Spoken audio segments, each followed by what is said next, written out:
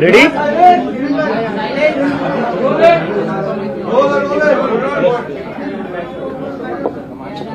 Ready? नमस्कार सगळ्यांना. पहिले मराठीमध्ये करू आपण, नंतर हिंदीमध्ये करू. तर 6 जूनला आपण सगळ्यांनी पाहिलं, दिल्लीच्या जंतर मंतरवर हजारो लोक आले होते काँग्रेस जनता पार्टीच्या शांतीपूर्ण आंदोलनासाठी. याच्यावर एक गोष्ट तर सिद्ध झालेली आहे आता, की या देशाचा जो तरुण आहे, जो युथ आहे, तो आता घाबरणार नाहीये, तो आता मागे सरकणार नाहीये. नीटच्या परीक्षेत आतापर्यंत 6-7 विद्यार्थ्यांनी आत्महत्या केलेली आहे. सीबीएसईचे जे 17 लाख स्टुडंट्स आहेत त्यांचं फ्युचर अफेक्ट झालेले आहे. एसएससी जीडीचे अजून 16 लाख स्टुडंट्स आहेत, त्यांचं फ्युचर अफेक्ट झालेलं आहे.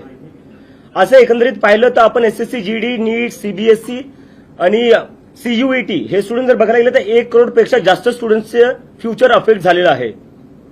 तरीही याची जिम्मेदारी घ्यायला कोणी तयार नाहीये. त्याचसाठी आम्ही 6 जूनला जंतर मंतरवर आंदोलन केलं होतं आणि आम्ही डिमांड केली आहे की धर्मेंद्र प्रधान यांनी तुरंत रेजिग्नेशन दिलं पाहिजे. कारण की जिम्मेदारी घ्यावं लागलं. देशातले 5-6 स्टुडंट जे उद्या जाऊन डॉक्टर बनले असते, ज्यांनी दुसऱ्यांचे प्राण वाचवले असते, आज त्यांनाच त्यांचा जीव द्यावा लागलाय. कशामुळे? सिस्टमच्या फेलियरमुळे. तर याची जिम्मेदारी कोणीतरी घेतली पाहिजे आणि त्यासाठी आम्ही सांगितलेलं की धर्मेंद्र प्रधान यांनी शनिवारपर्यंत राजीनामा दिला पाहिजे. राजीनामा जर नाही झाला तर आम्ही देशव्यापी आंदोलन सुरू करणार आहे आणि त्याची सुरुवात उद्या पुण्यापासून सुरू होणार आहे. पुण्यात उद्या 4 वाजता आम्ही आमचा शांतीपूर्ण प्रोटेस्ट करणार आहे आणि त्यानंतर आम्ही लखनौ, अमृतसर, जयपूर, बँगलोर इथेही आम्ही प्रोटेस्ट करणार आहे.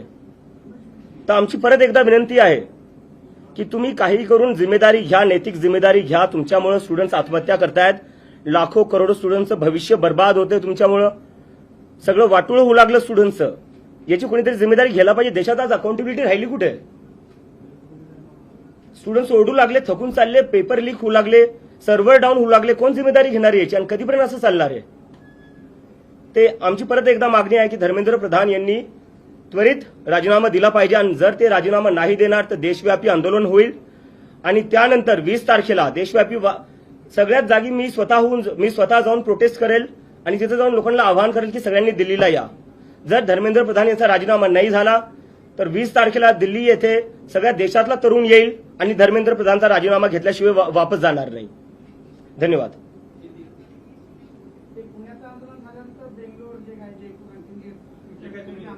एकदा मी हिंदीत करून देऊ आता परत. ओके. इतर ठिकाणी तुमचे जे आंदोलन आहेत, आता पुण्यात झाल्यानंतर इतर ठिकाणी कसं नियोजन आणि हे 20 तारखेचं जे आहे काही इतर शहरामध्ये झाल्यानंतर मग 20 तारखेला दिल्लीत होणार आहे? बरोबर. नाही, आमचं नियोजन चालू आहे. आम्ही जिकडे तिकडे आमच्या टीम्स आहेत, आम्ही कोऑर्डिनेट करतोय आणि पुढच्या काही दिवसात आम्ही तिकडे आंदोलन करणार आहेत. आणि तुम्हाला काही कॉन्टॅक्ट आला का केंद्र मंत्र्याकडून किंवा मंत्रालयाकडून कोणाचाही कॉन्टॅक्ट केला आहे? कॉन्टॅक्टने आम्हाला राजीनामा पाहिजे. कॉन्टॅक्टचं आम्ही काय करणार? नाही. डायलॉग एकच झाला. आमचे अकाउंट बंद केले, आमचे सोशल मीडिया हॅक केले. ते नसते केलं तर मला अमेरिकेवर इथे याची गरज पडली नसती.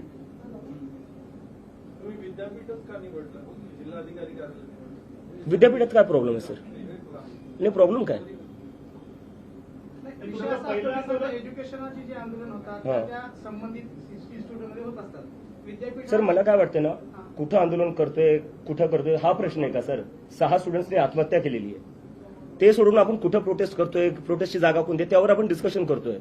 काय अर्थ आहे या सगळ्या गोष्टींना सर? प्लीज म्हणजे मुद्दे आपला जो मुद्दा आहे त्याची सेन्सिटिव्हिटी समजून घ्या सर. नाही, मी समजतोय. साधारणतः जेव्हा आंदोलन होतं तेव्हा कलेक्टरला निवेदन दिलं जातं वगैरे अशा गोष्टी होत असतात म्हणून आम्ही हा प्रश्न विचारतोय. तुमच्या आंदोलनाच्या स्थळाला आम्हाला काही आक्षेप घ्यायचं कारण नाही. बरोबर आहे तुमचं, पण माझं आहे की परमिशन भेटलेली आहे, तिथे काही प्रॉब्लेम नाहीये. प्रोटेस्ट कुठेही हो, 6 विद्यार्थ्यांनी आत्महत्या केलेली आहे. लाखो करोडो स्टुडंटचं आयुष्य जे आहे त्याच्यावर मोठा क्वेश्चन मार्क आहे. मला वाटतं आपण त्याच्यावर थोडं फोकस करूया. नरेंद्र मोदी हे धर्मेंद्र प्रधानांचा राजीनामा देतील असं तुम्हाला वाटतंय का? कारण तुमच्या पहिल्या दिवशी जे आंदोलन होतं त्याला चांगला प्रतिसाद मिळाला, पुढे देखील प्रतिसाद मिळेल काय? मला असं वाटतं जर ते रशिया युक्रेनचं वॉर थांबवू शकतात तर राजीनामा तर घेऊ शकतात. आम्ही 20 तारखेला आता दिल्लीत जाणार आहे. त्याच्या आधी आम्ही देशभर आंदोलन करणार आहे. हा, आम्ही आता परत सांगतोय 20 तारखेला दिल्लीत होणार आहे. त्याच्या आधी आम्ही देशभर आंदोलन करणार आहे. आंदोलनानंतर नेमका काय फरक पडला, काय बदल झाला, लोकांचा तुम्हाला पाठिंबा वाढला, पहिल्या आंदोलनानंतर काय काय झालं? कॉंग्रेस जनता पार्टीमध्ये कसं बदल घडले? पार्टीमध्ये काय झाले? पहिल्या आंदोलनात तिथं जाऊन मला कळलं की देशभरातून तिथं लोक आलेली होते. म्हणजे सिक्कीमवरनं लोक आली होती, जम्मू काश्मीरवरनं लोक आली होती, केरळवरनं लोक आली होती, तमिळनाडूवरनं आली होती, काही लोक ओडिसावरनं आली होती, बंगालवरनं आली होती. आणि त्याच्यानंतर त्यांचं असं झालं की आता हे देशभर वाढलं पाहिजे. म्हणजे मला तिथं भरपूर जे सगळे तरुण जे आलेले होते देशभरातून त्यांनी मला सांगितलं की तुम्ही देशभर करा. आणि त्याच्यामुळे आम्ही आता वेगळ्या वेगळ्या राज्यात करणार आहेत. आंदोलन दाबण्याचा प्रयत्न होतोय, काही धमकीचं कोण किंवा घरच्यांना असं काही टेस्टिंग असं काही होतं? म्हणजे हे तर चालूच आहे, माझ्या घरच्यांना धमक्या भेटताच आहेत, ते चालूच आहे. आणि मला आता सोशल मीडियावर येतात, म्हणजे इथे येण्याआधी मला म्हणलं तू ये प्रेस कॉन्फरन्सला, आम्ही कॉक्रोच मारण्यासाठी हिट घेऊन ठेवलेला आहे. तर अशा प्रकारच्या धमक्या चालूच आहेत. कुठेतरी सरकार सिरियसली घेत नाहीये युथचे प्रश्न. आता म्हणजे मला कळत नाही की अजून सरकारला कशाची वाट बघते. स्टुडंट्स आत्महत्या करताय, 1 करोडपेक्षा जास्त स्टुडंट्सचं फ्युचर अफेक्टेड झालेलं आहे. अजून म्हणजे काय करावं लागणार आहे सिरियस व्हायला तुम्हाला? म्हणजे सिरियस कुठं ना कुठं व्हावंच लागणार आहे. घेत नाही, दॅट इज अब्सोल्युटली राईट. तुम्हाला बाकी कुठल्या पार्टीचा सपोर्ट आहे किंवा पाठिंबा दिले का बाकी कुठल्या पार्टी? नाही, मी एक गोष्ट क्लिअर करू शकतो की कॉक्रोच जनता पार्टी सोबत कोणीही असोसिएटेड नसणारी कुठलीही पॉलिटिकल पार्टी आम्ही कोणाला इन्व्हॉल्व्ह होऊ नाही देणार आहे. बट कुठल्याही पार्टीला जर स्टुडंट्सच्या मुद्द्यावर आम्हाला समर्थन द्यायचं आहे, युवकांच्या बेरोजगारीच्या मुद्द्यावर आम्हाला समर्थन द्यायचं आहे, ते आम्हाला समर्थन देऊ शकतात. कारण की जर तुम्हाला युवकांच्या मुद्द्यांवर राजकारण करायचं आहे, आमच्या मागण्यांना तुम्हाला समर्थन करायचं आहे, यू आर वेलकम. अमेरिकेतून हकलून दिलं म्हणून तुम्ही हे सगळं करताय आणि भारतात आलाय. अमेरिकेतून मला हकलून दिलं असतं तर माझ्या हातात हातकडे असल्या असता बाबासाहेबांचं पुस्तक नाही.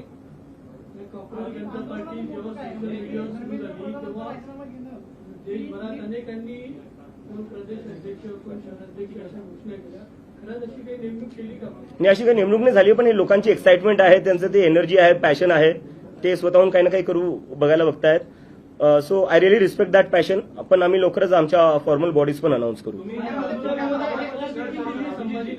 आता विद्यार्थ्यांच्या प्रश्नावर लढताय, या प्रश्नात तुम्हाला यश मिळाल्यानंतर ना पुढचे काही मुद्दे असणार आहेत का? सर, आधी हा प्रश्न सुटला तर आपण पुढच्या प्रश्नावर जाऊ. म्हणजे धर्मेंद्र प्रधानांचा राजीनामा घेणं की नीट पेपर फुटीची जी यंत्रणा सगळी कोलॅप्स झालेली आहे त्याच्यामध्ये कायमस्वरूपी बदल घडवून आणलं.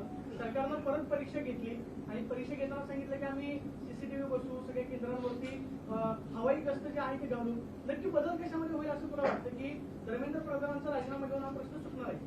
मला असं म्हणायचं बघा, आपण म्हणजे सगळे असं विचार करतोय की एका राजीनाम्याने सिस्टम बदलणार नाही. ठीक आहे, मलाही मान्य आहे.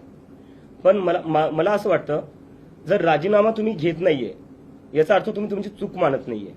जोपर्यंत तुम्ही चूक मानणार नाही तोपर्यंत गोष्टी तुम्ही ठीक कसं करणार? काही खराब झालंय ते आपल्याला आधी ऍडमिट तर करावं लागेल ना, एक्सेप्ट तर करावं लागेल काही खराब होतंय. जर आपण एक्सेप्टच करायला तयार नाही की सिस्टम खराब आहे, जर आपण रिस्पॉन्सिबिलिटीज घ्यायला तयार नाही की सिस्टम खराब आहे, तर सिस्टम मग ठीक कसं करणार? राजीनामा is the first step towards that.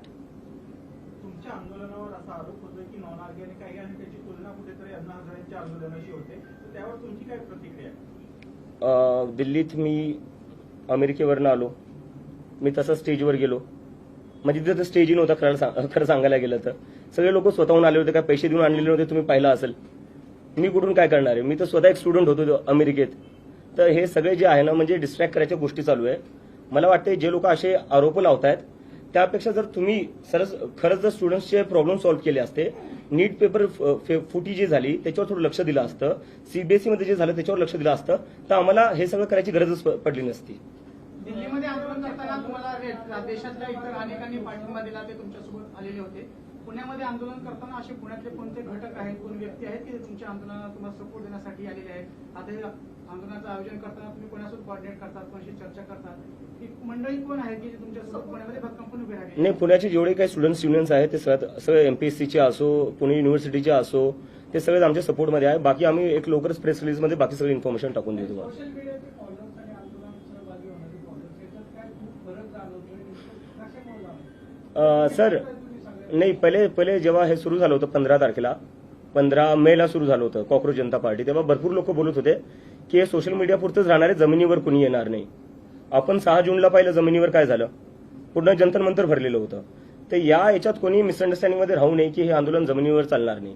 मला वाटते 6 तारखेला तरुणांनी दाखवून दिलं. आणि आता सगळ्यांच्या माध्यमातून तुमच्या सगळ्यांच्या माध्यमातून मला सगळे जेवढे पेरेंट्स आहे, आई वडील आहेत, त्यांना अपील करायची आहे. मला माहिती तुम्हाला भीती वाटत असेल जेव्हा तुम्ही तुमचे लेकरं राजकारणावर काय बोलत असेल किंवा सरकारला जॉब विचारत असतील. माझ्या आईला भीती वाटती. माझी आई तर म्हणजे मी युएसला जेव्हा 2 वर्ष आधी गेलो होतो थोडी रडली नव्हती जेवढी मी वापस येताना रडली. आणि ती मला म्हणत होती तू वापस येऊ नको, हे तुला अटक करतील किंवा दुसरं काही करेल, तुझ्यावर हल्ला होईल. पण मी तिला म्हणलं यावं लागेल, कोणाला ना कोणातरी बोलावं लागेल. तर माझे जेवढे आईवडील हे बघताय त्यांना सांगतोय, तुमच्या लेकरांना बोलण्यापासून थांबू नका. जोपर्यंत मी एकटा बोलत राहील तोपर्यंत असू शकता हे मला एकट्याला आवाज दाबायचा प्रयत्न करतील, पण जेव्हा लाखो करोडो स्टुडंट्स सोबत बोलतील ना तेव्हा यांची हिंमत होणार नाही कोणाचा आवाज दाबायला. आणि जेलमध्ये जर कोणाला टाकायचं तर मी जेलमध्ये जायला तयार आहे, तुमच्या लेकरांना जेलमध्ये जाऊ नाही देणार, मी त्याची जबाबदारी घेईल. पण तुमच्या लेकरांना तुम्ही बोलण्यापासून थांबू नका. अभिजित आता अमेरिकेतच आलेला आहे, परत जाणार आहे का आता भारतात? नाही आता इथंच सर, म्हणजे आता बॅक फॉर गुड. उद्या किती सपोर्ट एक्सपेक्टेड आहे, किती लोकांचं? उद्या हजारोमध्ये परत होईल. मला तर वाटतं जंतर मंतरपेक्षा मोठा होऊ शकतो. तुमच्या आंदोलनावर टीका होती, आंदोलनावर हिलेरीची मदत घेतली जाते पर्यंत. कशाची आतंकवाद्यांची मदत घेतली जाते. आज पत्र देखील संभाजीनगरमध्ये पोलीस, मुंबईतल्या एका माणसाने पत्र देखील लिहिलं पोलिसांना. तर दिल्ली पोलिसने एका आतंकवाद्याला परमिशन दिली असं म्हणायचं तुम्हाला? पुणे पोलिसने एका आतंकवाद्याला परमिशन दिली असं म्हणायचंय? एक minute sir, I am answering sir please. ठीक आहे, लिगली करतो आम्ही, म्हणजे बेस काय याच्यात. आणि चला ठीक आहे, हे एकदा मी अज्युमी करतो. चला म्हणजे मी एक पाहिलं, वेदांत जो होता 17 वर्षाचा स्टुडंट, ठीक आहे, त्या 17 वर्षाच्या स्टुडंटला पाकिस्तानी बोलण्यात आलं जेव्हा त्यांनी सीबीएसई मध्ये काय घोळ चालला तो एक्सपोज केला. तर तुम्ही मला पाकिस्तानी म्हणताय, जो 17 वर्षाचा सीबीएसई स्टुडंट आहे त्याला पाकिस्तानी म्हणताय. तुमच्यासारखे जे पत्रकार आहे जे सरकारला प्रश्न विचारतात ते त्यांना पाकिस्तानी बोलल्या जातं. तर मग या देशात भारतीय राहिलो कोण? फक्त भाजपाले आणि त्यांचा आयटी सेल, आणि आम्ही सगळे बाकी पाकिस्तानी झालो. काय अर्थ आहे याला? एकदम ऑफेंड होऊ नका, आम्ही चांगल्यासाठीच तुम्हाला प्रश्न विचारतोय. तर आता तुमच्याकडे आता तुम्ही युथ आहात, तुम्ही भारताचे भविष्य आहात, पण तुम्ही फक्त ह्या धर्मेंद्र प्रधानच्या याच्याबद्दल बोलता, पण तुमच्याकडे तुमची काय मॉडेल्स ऑपरेटिंग, पुढे भविष्यासाठी तुमचे काय प्लॅन्स ते बिलकुलच सांगत नाही. सर 15 दिवस झालेत सुरू होऊन, 15 दिवस झाले सर. युथनी भारताला हेच मिळून दिलं, इंडिपेंडन्स. किती वर्ष लागले होते सर? ते वर्षाचं नाही, त्यांनी ते लढले म्हणून भेटले. हो, पण किती वर्ष? ठीक आहे ना. आम्हाला 15 दिवस झाले सुरू होऊन. अभिजित, तुम्ही मध्ये की आता तुम्ही इकडे थांबणार जाणार नाही. Yes. तर तुम्ही अमेरिकेत नेमकं कशासाठी होता? नोकरी होती, शिक्षण होतं, ते संपलं नाही. का? आणि Yes. त्यानंतर आता भारतात येऊन परत कायमस्वरूपी राहणार, तर काय प्लॅन आहे तुमचा? माझं मास्टर्स चालू होतं, मी मास्टर्ससाठी गेलो होतो आणि आता मी जॉबसाठीच अप्लाय करत होतो. हे 15 दिवसाआधी माझं म्हणजे हे होतं की अमेरिकेत मी बेटर ऑपॉर्च्युनिटीसाठी गेलो होतो, तिथं सेटल व्हायचं होतं आणि जॉब्स अप्लाय पण करत होतो. आणि जेव्हा हे सगळं झालं, थोडं माझं आर्टिकल्स आले इंटरनॅशनल मीडियामध्ये पण, त्यानंतर मला जॉब्सची ऑफर पण भेटल्या. पण बरेचसे कॉक्रोच जनता पार्टीचे कॉक्रोचेस होते, ते सारखे म्हणत होते आपल्याला हे आंदोलन पुढे घेऊन जायचंय, आता आपल्याला हे सोशल मीडियापुरतं लिमिटेड नाही ठेवायचंय. त्यामुळे मग मी कुठं ना कुठं मला एक रिस्पॉन्सिबिलिटी होती माझ्यावर, मी सुरू केलेलं, त्यामुळं की मला कुठं ना कुठे देशात वापस यावं लागेल. आणि त्यामुळे मी आता इथं आलोय. भीती होती त्यांना? हा? एक भीती होती कॉक्रोच त्यांना? जनता पार्टीची आता राजकीय स्थापना झाली का? काय झालं पुढे? काय नाही, ही एक मुव्हमेंट आहे सर, ही एक मुव्हमेंट आहे. आणि मी परत तुमच्या सगळ्यांना रिक्वेस्ट करतो, मी ऑफेंड नाही होते सर, मी रिक्वेस्ट करतो कारण की 15 दिवस झाले. 15 दिवसात तुम्ही कसं काय आमच्याकडून अपेक्षा करू शकता की आमच्याकडे सगळेच प्रश्नांची उत्तरं असू शकतात किंवा आमच्याकडे पूर्ण सिस्टम तयार असू शकतं? अपेक्षा नाही, पण करावं असं आमची. नाही, नक्की करू सर. पण दुसरा प्रश्न असा Yes. की अमेरिकेतून राहून आले, आम्ही अनेकदा बघतो की हम्म. अमेरिकन असं बोलतात आपल्या देशाबद्दल, वेगवेगळे असे हम्म. चर्चा होतात. खरंच अमेरिकन काय विचार करतात भारतीयांबद्दल? नाही, तसा तर म्हणजे नेमकं विचारायचं काय? नाही चर्चा भारताबद्दल. नाही, भारताबद्दल चर्चा होती कारण की जर अमेरिकेत बघायला गेलं, अमेरिकेची जी आयटी, खूप चांगला प्रश्न विचारला, याच्यावरून मला आठवलं. अमेरिकेची जी आयटी आहे, आयटी इंडस्ट्री, ते सगळे भारतीय चालवतात. सिलिकॉन व्हॅली जी आहे तिथं सगळ्या मोठ्या पोझिशन्सवर सगळे भारतीय आहेत. अमेरिकेत जर हायेस्ट पेईंग कम्युनिटी कोणती आहे ती भारतीय आहे. तर असं नाही की आपल्या देशात टॅलेंट नाही आहे, आपल्या देशात खूप टॅलेंट आहे. आपल्या देशात टॅलेंट इतकं आहे की युरोप असो का अमेरिका, तिथं सगळ्यात हायेस्ट पेईंग जॉब्स जे आहे ते भारतीयला भेटतात. पण आपल्या देशात काय होत आहे? आपल्या देशात ती ऑपॉर्च्युनिटी आणि प्लॅटफॉर्म का नाही भेटत आहे जो बाहेर देशात भेटतोय? नीटचा पेपर तो फुटला, त्याला जबाबदार कोण आहे? म्हणजे एनटीएचा संपर्क मराठवाड्यातले अनेक क्लासेस चालू झाला. पेपर होण्याच्या आधी 10 दिवस त्यांच्याकडे पेपर होता. एनटीए मधले जे तज्ञ असतात त्या तज्ञांनी ते प्रश्न जे आहेत ते क्लासेस पर्यंत पोहोचवलेले होते. हे नक्की गळती कशी झाली? म्हणजे सरकारचे फेल्युअर आहे की एनटीए मधले याच्यामध्ये दोषी आहेत, त्याच्यामुळे मग एनटीएच्या कर्मचारी अधिकाऱ्यांवरती कारवाई करा? सरकारच्या आतल्या लोकांशिवाय कोणतीच गोष्ट लीक नाही होऊ शकत. आणि मला वाटतं त्यामुळेच एज्युकेशन मंत्रालयात थोड्या दिवसाआधी आग लागली होती. आता मला आता निघायचं, हिंदीमध्ये मी करतो. अमेरिकेत शिक्षण घेतलंय, तिथली समजा एज्युकेशन प्रणाली जवळ पाहिली इथली पाहिली, काय बदल व्हायला पाहिजे, काय झालं पाहिजे, काय नाही काय? सर त्याच्यावर आपण नंतर बोलू, आता आपण मुद्द्यावर नाही. मला एकदा आता हिंदी जो पेपर फुटी मी हिंदीत बोलतोय. मला टाइमाचं लिमिटेशन है. 6 तारीख को दिल्ली के जंतर मंतर पर आंदोलन हुआ था. हम सबने देखा दिल्ली के जंतर मंतर पर किस तरह से हमारे शांतिपूर्ण आंदोलन को समर्थन मिला. पूरा जंतर मंतर भर गया था. इससे ये साबित होता है कि इस देश का युवा अब इस सरकार से डरता नहीं है, वो सवाल करेगा. और हम आज फिर से रिक्वेस्ट करते हैं एजुकेशन मिनिस्टर धर्मेंद्र प्रधान से, वो रिजाइन कर दे. अगर वो रिजाइन नहीं करते हैं तो अब हम देश भर आंदोलन करने जा रहे हैं, जिसकी शुरुआत कल पुणे से हो रही है. कल पुणे यूनिवर्सिटी में सभी लोग, सभी छात्र एमपीएससी के हो, नीट के हो, सभी छात्र आएंगे और एक बहुत बड़ा आंदोलन करेंगे और हम धर्मेंद्र प्रधान का रिजिग्नेशन की डिमांड करेंगे. इसके बाद लखनऊ, अमृतसर, जयपुर, बेंगलोर जैसे जगह पर भी मैं खुद जाकर आंदोलन करूंगा और ये आंदोलन पूरी तरह शांतिपूर्ण होगा और डेमोक्रेटिक होगा. और इसके बाद भी अगर धर्मेंद्र प्रधान रिजाइन नहीं करते हैं तो हम सब इस देश के युवा दिल्ली में फिर से 20 तारीख को जंतर मंतर पर आएंगे और धर्मेंद्र प्रधान का रिजिग्नेशन लिए बिना नहीं लौटेंगे. और मैं आखिरी में ये कहना चाहता हूं सभी लोगों से, सभी स्टूडेंट से, सभी युवाओं से, अब हमें सबको मिलकर आवाज उठानी पड़ेगी. जब तक ये लोग हमारी बात नहीं सुनते, हमें सबको साथ में आना पड़ेगा. कब तक इस देश में स्टूडेंट सुसाइड करते रहेंगे, कब तक इस देश में पेपर लीक होते रहेंगे, कब तक इस देश में सर्वर डाउन होते रहेंगे और उसके बाद भी मंत्री अपनी कुर्सी पर बने रहेंगे. अगर आपकी एक गलती हो जाए, आपका फ्यूचर बर्बाद हो जाएगा. अगर आप कंपनी में कोई एक गलती कर दो, आपकी जॉब चली जाएगी. लेकिन यह गलतियों पर गलतियां हुई जा रही है, लेकिन फिर भी रेजिग्नेशन नहीं हो रहा है. तो हमें कहीं ना कहीं इस देश में अकाउंटेबिलिटी फिक्स करनी पड़ेगी और उसके लिए सभी लोग हमारे आंदोलन को सपोर्ट करें. Thank you.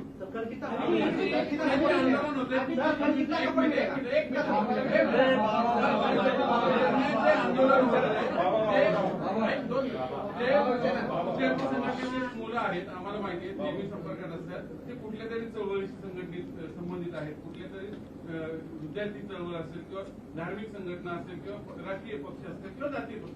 मग हे ऑर्गॅनिक जनता पार्टी, कॉक्रोच जनता पार्टी कुठं आहे? ही सगळी कुठल्या संघटनेत काम करणारी मुलं आहेत. ऑर्गॅनिक जनता पार्टी कुठे येणार आहे? हे जनता, हे नागरिक नाही देशाचे. नागरिक आहेत पण कुठेतरी नाही असू द्या ना सर. तर ते एकरूप कशी होणार? नाही मी तर म्हणतो भाजपचे लोक आले पाहिजे. भाजपच्या त्यांचेही लेकरं ते नीट आणि सीबीएसई परीक्षा देत असतील ना. त्यांचेही लेकरं सीबीएसई आणि नीटची परीक्षा देत असतील, त्यांनी आलं पाहिजे. आम्ही तर असं म्हटलं की काही दिवसांपूर्वी शिक्षण मंत्रालयामध्ये विभागाला आग लागलेली होती. सरकारचे लोक याच्यामध्ये सहभागी असल्याशिवाय होणार नाही. म्हणजे ते शिक्षण मंत्र्यांचा सहभाग आहे का नीट पेपर फुटी प्रकरणात? मी अजून किती क्लिअर बोलू यापेक्षा. सीबीआय कडनं तुम्ही काही माहिती घेतली का या तपासाच्या संदर्भात? आणि दुसरी गोष्ट, या तपासामध्ये प्रामुख्याने जी लोक पेपर फुटीत होती ती पुण्यातली सहभागी होती, त्याच्या मागे नेमकं कोणी, याबाबत काही तुम्ही माहिती घेतली का? सीबीआय माझ्यासोबत का बोलेल सर? मला तर वाटतं माझ्यावर सीबीआय रेड होईल. तुम्ही काय त्यांच्याकडे विचारणा केली? नाही.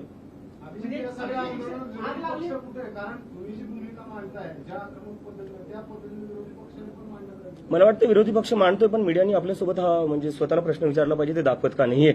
तुमचं मानतो तर त्यांचं काय मांडणार? नाही. तुमचं मानतो तर तेव्हा मांडणार. असं काय बोलत नाही. Next question. Next question. तुम्ही असं काही पत्रव्यवहार वगैरे करत नाही, कम्युनिकेशन करत नाही, फक्त ग्राउंडवरती आंदोलन करताय, असं काही करणार आहे? मेल वगैरे कम्युनिकेशन करणार आहे त्यांच्याबरोबर? कारण तुमच्याकडून एक हात पुढे केल्याशिवाय त्यांच्याकडनं कम्युनिकेशन होणार नाही. सर, आंदोलन हा आमचा पहिला स्टेप आहे. ते आहे तुमचा तो अधिकार आहे, पण काही कम्युनिकेशन करणार आहे त्यांच्याबरोबर? सर, मला वाटतं त्यांना बातम्या वाचतच असतील ते, बरोबर. एवढे म्हणजे हजारो तरुण जंतर मंतरवर येत आहेत तरी ते ऐकायला तयार नाही. तर तुम्हाला वाटतं ते माझ्या एका ईमेलवर राजीनामा देतील? उपद्रवी कीटक समजला,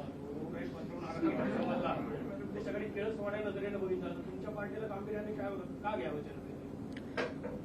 झुरळ कुठं असतात सर? हा, घाणीत, बरोबर. तर मग याचा अर्थ आपलं देशातलं सिस्टम जे आहे ते घाण झाले, त्याच्यामुळे झुरळ बाहेर येत आहेत. कुठे ना कुठे हा प्रश्न पण विचारला गेला पाहिजे. नेक्स्ट. देशाची सिस्टीम आताच खराब झाली का? हा, देशाची सिस्टीम आताच खराब झाली का? नाही, आताच खराब नाही झाली आहे. आताच का बाहेर? आता ते ट्रिगर पॉइंट होता, ज्यांनी हे शब्द वापरले, आपण त्यांना हा प्रश्न विचारावा. अभिजीत, सुप्रीम कोर्ट के फॉर्मर जज मार्कंडे कांजू ने सीजेपी समर्थकों को छोड़ने को बोला है. तो बोला इसके करो पार्टी ज्वाइन कर. मुझे लगता है देश एक डेमोक्रेटिक कंट्री है, जिसको जो पार्टी शुरू करना चाहता है कर सकता है, उसमें कोई रोक नहीं होनी चाहिए। मतलब आगे जाके आपको कांग्रेस जनता पार्टी कल जंतर मंतर से ज्यादा सपोर्ट होगा। आगे जाके राजनीति में 2029 के लोकसभा चुनाव के पहले कांग्रेस जनता पार्टी देखने को मिलेगी। सर मैं कह रहा हूँ 15 ही दिन हुए हम लोगों को शुरू करके। सर ये सोशल मीडिया तक ही सीमित रहेगा हाँ? पार्टी जो है। नहीं, सोशल मीडिया तक तो सीमित नहीं रहेगा सर, इतना मैं आपको गारंटी है। मूवमेंट है, पर कुछ लोग बोल रहे हैं कि सोशल मीडिया ट्रेंड है जो 15 दिन महीना भर चलता है, उसका कौन होता है, इसके ऊपर आपके 15 दिन हो गए, जंतर मंतर पर आ गए हम, ट्रेंड तो कहाँ रहा अब तो जमीन पर आ गए। पार्टी काय आहे त्यावेळेस वाटलं होतं का की एवढा मोठा रिस्पॉन्स सर खरं सांगायला गेलं तर मी काहीच प्लॅन करून केलं नव्हतं। मी प्ले स्टेशन खेळत होतो जेव्हा मी ते ट्विट केलं होतं, आणि त्याच्यानंतर मी एकदमच पाहिलं की लोकांचा खूप सगळा प्रतिसाद आला, आणि त्याच्यानंतर मी पाहिलं की आता प्रतिसाद आलाय तर एखादं हँडल सुरू करून टाकतो ट्विटरवर किंवा इंस्टाग्रामवर। दुसऱ्या दिवशी मी उठून पाहिलं त्याच्यावर 1 मिलियन फॉलोअर झाले होते। मग कुठं ना कुठं मला असं वाटलं अरे हे काय झालं आता। भीती वाटत होती काय फॉलोअर वाढत होती? नाही भीती नव्हती वाटत, मी समजायचा प्रयत्न करत होते की काय चालू आहे, कशामुळे होतंय असं। त्यानंतर मी जेवढे लोक फॉलो करत होते, काही लोकांचे मेसेजेस येत होते, त्यांच्याशी संवाद करायला मी ट्राय केला, आणि त्याच्यात समजलं की लोक खूप जास्त हे जे तरुण आहेत, 19 वर्षाची मुलं होती ती, कोणी रिसर्चमध्ये जायचा प्लॅन करते, कोणी डेटा सायंटिस्ट बनायचा विचार करत होतं, तर त्या लोकांनी एकंदरीत ना पॉलिटिक्सवरनं गिव्हअप करून टाकलं होतं। जेवढ्या पॉलिटिकल पार्टीज आहे त्यांनी एकदमच त्यांच्या एक्सपेक्टेशन संपल्या आहेत त्यांच्याकडून, आणि त्यांना असं वाटलं की हा प्लॅटफॉर्म कुठे ना कुठेतरी आमच्यासाठी यूज होऊ शकतो, आणि त्यामुळे मग त्यांनी मला प्रेशर केलं की आता ही मुवमेंट तू सिरियसली घे, आम्हाला माहिती आहे तू मजाकमध्ये सुरू केली आहे पण तू आता सिरियसली घे। तुम्ही जो बाबासाहेबांचा फोटो आणि ते पुस्तक Yeah. दाखवलं ते अनेकांना आवडलं, मात्र काय सांगायचं होतं तुम्हाला ते? त्याच्याने मला हे सांगायचं होतं ही जी मुवमेंट आहे ती संविधानाच्या हद्दीत राहूनच चालेल आणि संविधानाचं पालन करूनच चालेल। Okay, thank you.